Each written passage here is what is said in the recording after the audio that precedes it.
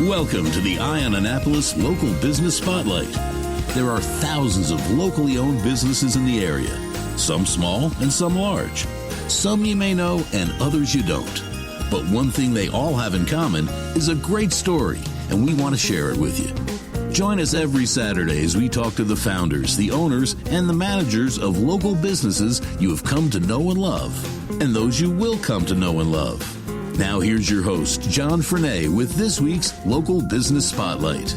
Joining us on the phone today is Merja Washburn, who is the owner, I believe, of Woodcraft Artisans, which is a fabulous store on Main Street in Annapolis. If you're going up Main Street, it's about halfway up on the left-hand side. If you may not know the name, but you certainly will know the window because it's got the most awesome wooden, I guess, navigational maps for boats in the window. And it's just a fascinating wood store to look at because you've got tons of teak stuff. But Merja, thank you very much for giving us a call and giving us some time to talk today and learn a little bit about Woodcraft Artisans. How are you doing? I'm very well. Thank you. Thank you for calling me. Well, this is great. We're trying to highlight all these businesses, and you guys I know have been around for quite a while. I can't remember. I mean, I've been down in the Annapolis area since 1996, and I have to go way back when before I figure out that you were here. But what is it that Woodcraft Artisans does on Main Street? I mean, what is your store all about? So, yes, we have been here 11 years. And Woodcraft Artisans does lots of these wood-carved maps. So we have over 6,000 areas that are already mapped. Obviously, they don't all fit on our walls. So if you come to the store and you say, they didn't have this and that, just ask us because most likely we have it. There's just no wall space for everything here in the store. But yes, so these are like nautical charts that are carved in wood.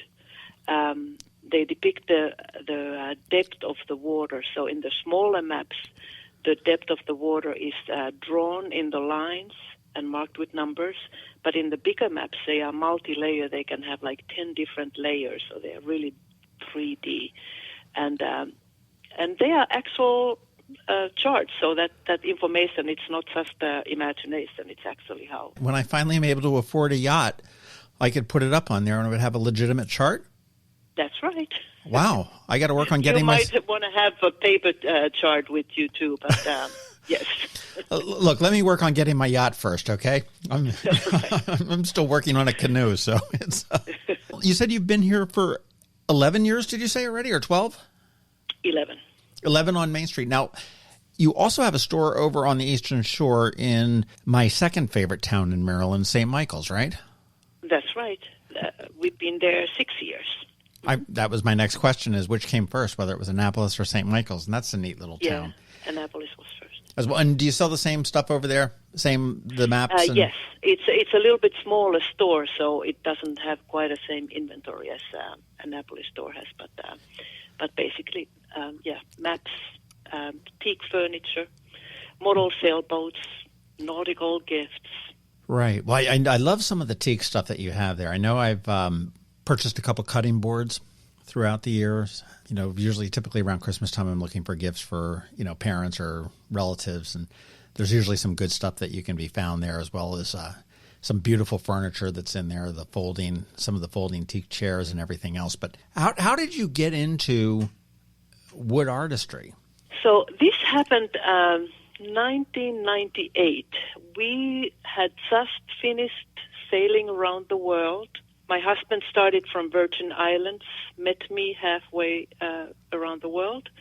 We came together back from where he had started 13 years earlier, had 2 kids, had to find a place to live, preferably on land, because with 2 kids in a 32-foot sailboat, it was getting a little tight.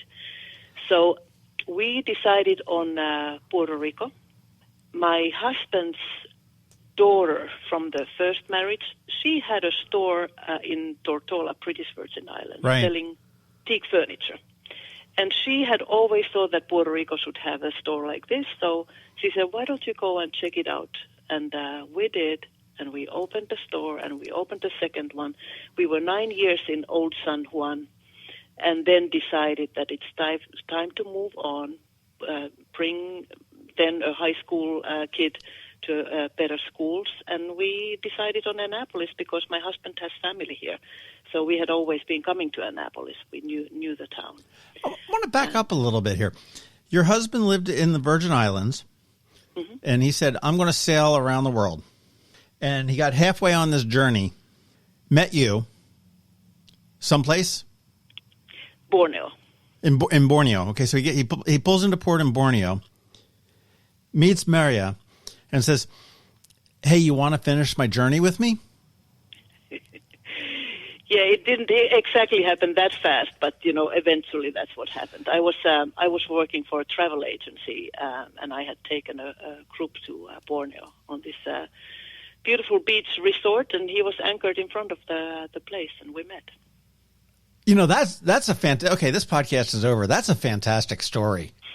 That is an amazing story. And you came back. You went to San Juan, which is also another beautiful town, especially old San Juan. Wow. That is so cool. So you decided to, as your kids got older, you decided to come up to Maryland for, to change things up, but you just brought your concept with you? That's right. At that point, so when we opened this store, we didn't have the maps yet right away. So when we opened the store, we had wooden furniture, teak furniture, home decor. So the maps came about 2 years later. You said there's 9,000 maps or some crazy number of different maps. So, can I get maps of literally any navigable body of water? Yes. How are they actually made? I imagine they're like laser cut or something like that you would, program in whatever bay or lake or... Yeah, so we work with 3 different groups of map makers, and so they have all the, if you want to have a map made out of little lake, you don't have to bring any information to us. Just tell us the name of the lake, and we can make a map out of that. So we use nautical charts and then satellite maps and get the information from 2, because they don't only have the water information, but they have the roads and the streets and towns on the land areas too. And so yeah, for example, today I worked with a client who had a favorite place in Scotland, one particular island, and he just happened to walk past and said that, would I be able to get a map from that? Well, it's in the queue now. We're going to be making him the map of that island in Scotland. That's really neat. It just sounds kind of neat in your particular instance to sit there and say, okay, well, hey, let me get a map of Borneo, which certainly you're not going to be able to, pick off the wall in Annapolis or in St. Michael's. I would be surprised. Well, maybe not because you guys met there, but that is so cool. That's a great romantic gift for a couple. If you met somebody near a body of water, that would be just absolutely amazing. You are a woman of the world, apparently. Where were you? You said you were leading a tour in Borneo. Where were you leading the tour from? So I'm from Finland, and I was working for a Finnish travel agency some years in my early life, and that took me to many places.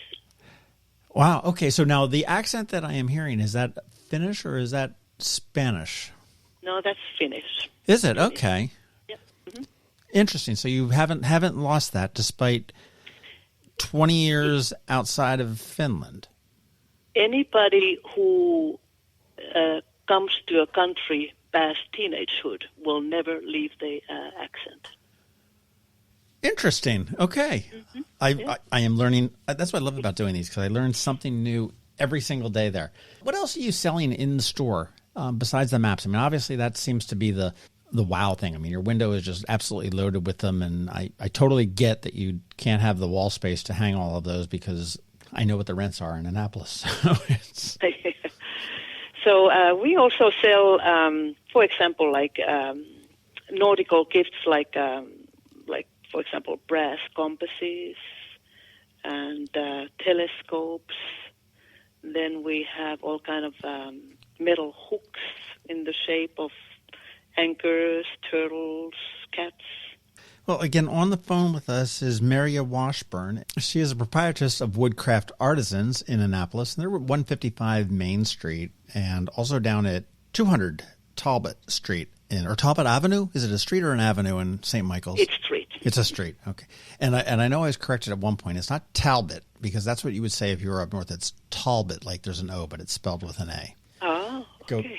Go figure. But the website is woodcraftartisans.com. Pretty simple one. And you can see some of the beautiful stuff that they've got available for purchase right online, which as COVID rolled through the world, everybody that wasn't online certainly was, and it made it a little bit easier to peruse a store as opposed to, walking in, which if you get the chance to be in downtown Annapolis, I would highly recommend this, because it's you've got one of the best stores to browse around in, because you could just get lost in the maps and the workmanship and the quality of the furniture and the gear that you do have there. You said you're doing some custom maps, if you will, and people have said, hey, I would like this one of this particular island in Scotland or something like that. What's the most unusual? Have you had a very unusual request? If you had given me a little bit more time. See, it's a trick question. Didn't know it was coming, did you? I think one of the funnest custom maps that I have made was when somebody ordered custom Scotland map, and they wanted to mark just about every distillery and brewery, because that's what they did one time in there, and they were having lots of fun touring all these places, so they wanted to have a memento of that trip. Of course, that's what makes Scotland fun, all the distilleries and the breweries. I mean, it makes perfect sense to me. But there's a lot of them, I imagine. I think there is, yep. That's incredible. What's the largest map that you've ever done in size-wise? 36 by 48. So that's like half a sheet of plywood. 3 feet by 4 feet. Yeah, that's like bigger than a half a sheet of plywood. That's a big map. What was it of? Do you remember? So it's actually one business. Actually, a few businesses have ordered these. So one was of Chesapeake. One was of British Virgin Islands. It went into a little boutique hotel there. And then one was of North Carolina coast. Ah, interesting. Do you do most of your business online, or do you do it mostly in the store, or has it switched since everything's happened?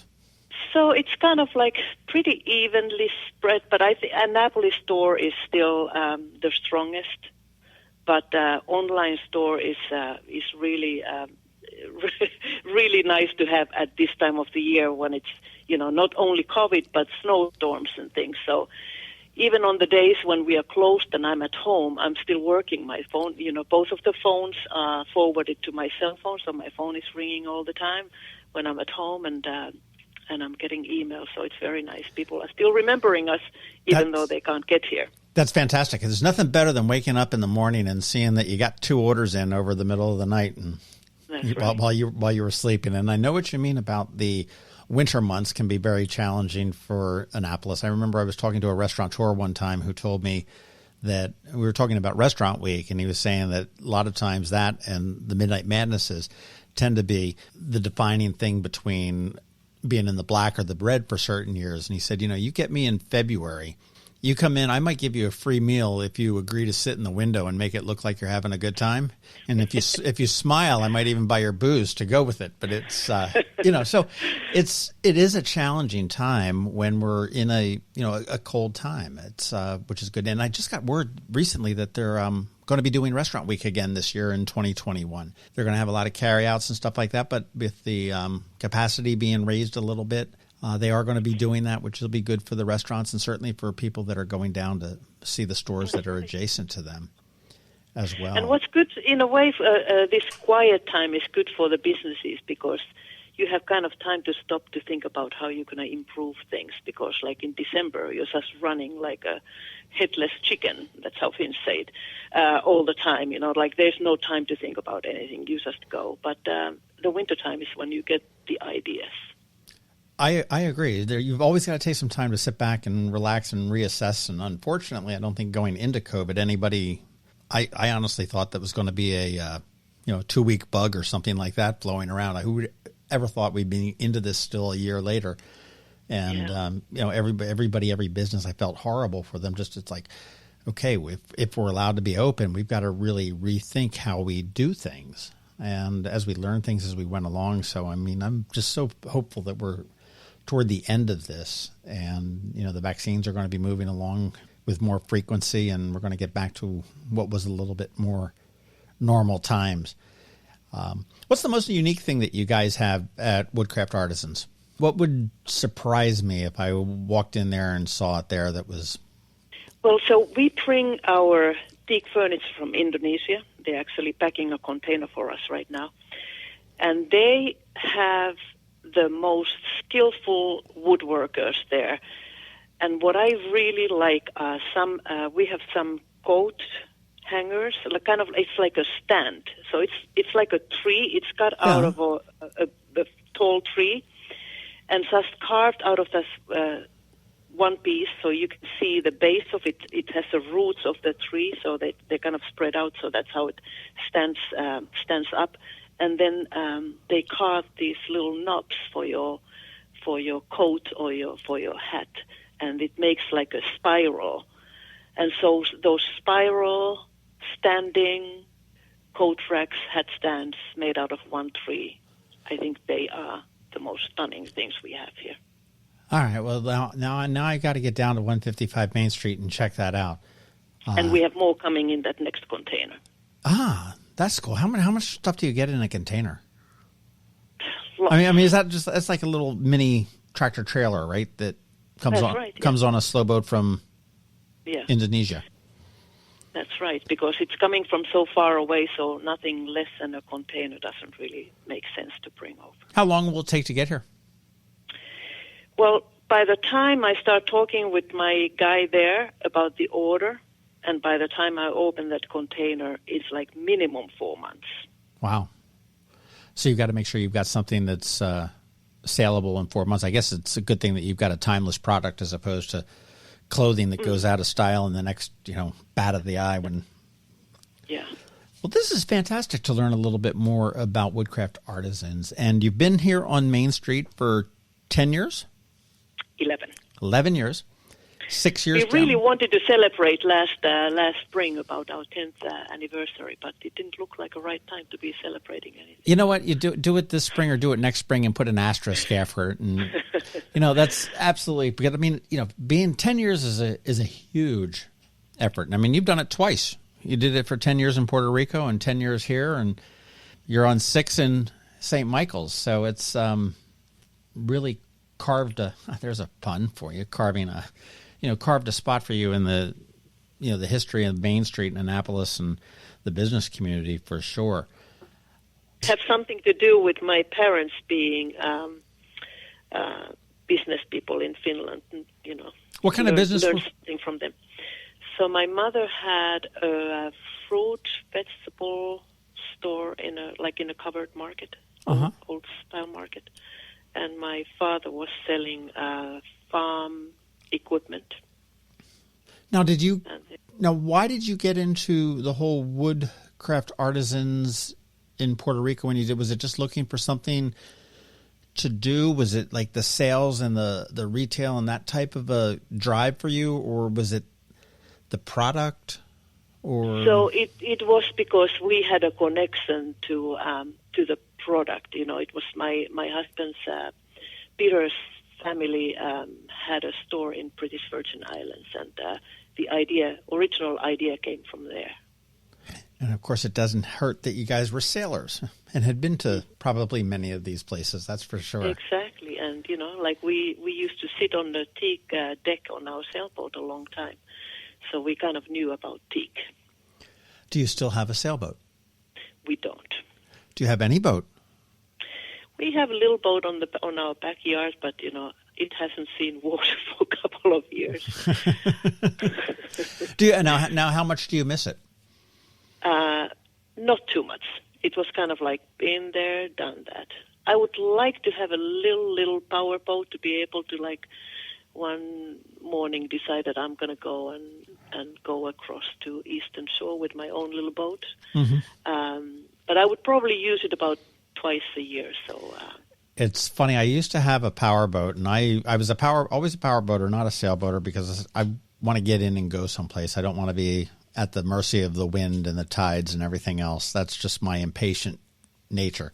But I had a power boat, and for about 5 or 6 years, and the last year I had it out 5 times, and I did the math. I'm like, okay, I'm paying this much for the loan. I'm paying this much for the slip. To pull it for the season and put it back in for the season is that much. It's $250 a day in fuel. You throw in maintenance here, and I'm going, oh my gosh, this day on the bay, cost me like $1,500. Yeah. And so I ended up selling it, and now I use other people's boats. So it's it's the way to go. But yeah, I'm also lucky to have a good friend who has a boat. So yes. You can get your fix. That. But that's such a wonderful story, though, that you guys met in Borneo and brought you back, and that's a great love story.